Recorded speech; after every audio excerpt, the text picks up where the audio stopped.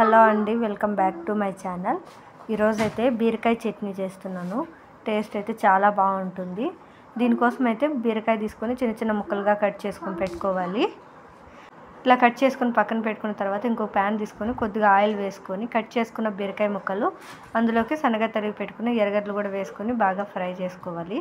ఇందులోకి కొద్దిగా పసుపు కూడా వేసుకోవాలి. ఇలా పసుపు వేసుకోవడం వల్ల బీరకాయ ముక్కలు తొందరగా సాఫ్ట్గా అవుతాయి. మీడియం ఫ్లేమ్లో మంటను పెట్టుకొని కలుపుతూ బాగా ఫ్రై చేసుకోవాలి. ఈ బీరకాయ ఫ్రై అవ్వడానికి అట్లీస్ట్ 2 to 4 minutes టైం పడుతుంది. ఇలా బాగా మెత్తగా సాఫ్ట్గా అయిన తర్వాత ఒక ప్లేట్లోకి తీసేసుకోవాలి.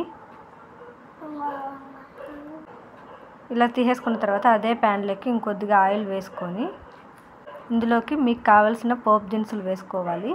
అలాగే వెల్లుల్లి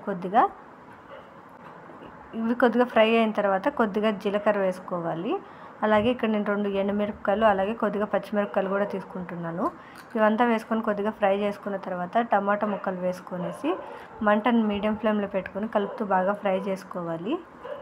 ఇందులోకి కొద్దిగా చింతపండు వేసుకొని ఒకసారి బాగా మిక్స్ చేసుకొని బాగా ఫ్రై అయిన తర్వాత కడిగి పెట్టుకున్న కొద్దిగా కొత్తిమీర కూడా వేసుకోవాలి.